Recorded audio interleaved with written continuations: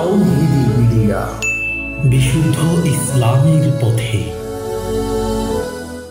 ওয়ালাইকুম আসসালাম ওয়া রাহমাতুল্লাহ।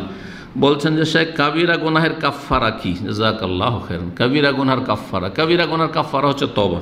কাবিরা গুনাহের কাফফারা হচ্ছে তওবা।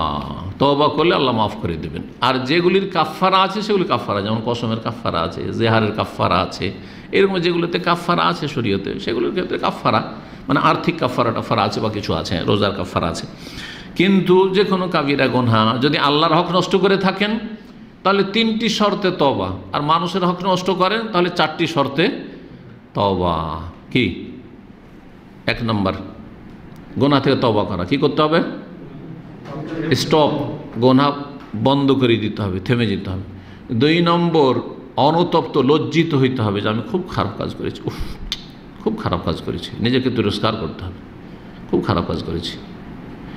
3 নম্বর, আগামীর জন্য প্রতিজ্ঞা করতে হবে যে আমি আর জীবনে এরকম কাজ করব না, জীবনে আমার দ্বারা যেন এরকম কাজ না হয়। এটা আল্লাহর হকের ক্ষেত্রে। মানুষের হকের ক্ষেত্রে এই 3টার সাথে 4 নম্বর হচ্ছে যার হক নষ্ট করেছেন তার হকটা আদায় করার হইলে আদায় করতে হবে, আর আদায় করার না হইলে তার কাছ থেকে মাফ নিতে হবে। যেমন টাকা পয়সা বেইমানি করে রেখেছেন, ধার নিয়ে রেখেছেন, আর দিচ্ছেন না, এখন দেন, তাড়াতাড়ি দেন। এটাই তওবা আপনার, এটাই হচ্ছে তওবা।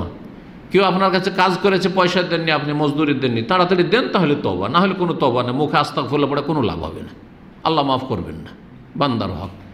কিন্তু যদি ধরেন এমন হয় যেটা ক্ষমা নেওয়ার মতো, তার মানহানি করেছেন, অপদস্থ করেছেন, তো বলবেন যে আমাকে অপদস্থ করে না, মানহানি করো, হ্যাঁ না, বলবেন যে মাফ করে দাও ভাই, হ্যাঁ, তার সাথে সালাম ও সাফা করে কোলাকুলি করে মাফ চেয়ে নেবেন, অন্তর থেকে মাফ চাইবেন, সেও মাফ করে দেবে। সূরা নিসার আয়াত নম্বর 17-তে আল্লাহ বলছে ইন্নামাত তাওবাতু আলাল্লাহি লিল্লাযিনা ইয়ামালুনা সুআ বিজাহালা। সত্যিকারের তওবা হচ্ছে আল্লাহর কাছে ওই সব লোকদের, আল্লাযিনা ইয়ামালুনা সুআ বিজাহালা, যারা মন্দ কাজ করে ফেলে অজ্ঞতাবশত। অজ্ঞতাবশত এই নয় যে অহরহ কাবিরা গুনাহ করতে আছে, আর যেই ব্যক্তি পাপ করে সে হচ্ছে জাহিল, কিন্তু অজ্ঞতাবশত করে। সুম্মা ইয়াতুবুনা মিন কারিব, তারপরে দ্রুত তওবা করে। তাহলে কি করতে হবে? মিন কারিব, তাড়াতাড়ি তওবা করতে হবে। এই নয় যে 6 মাস হয়ে গেল, 1 বছর হয়ে গেল, মেলা দিন হয়ে গেল, মাস হয়ে গেছে, তওবাই করে না। না না না, কখন মরে যেতে পারে, মরার আগে তওবা করে না হলে জাহান্নামে যেতে হবে, কবরের আযাব পেতে হবে।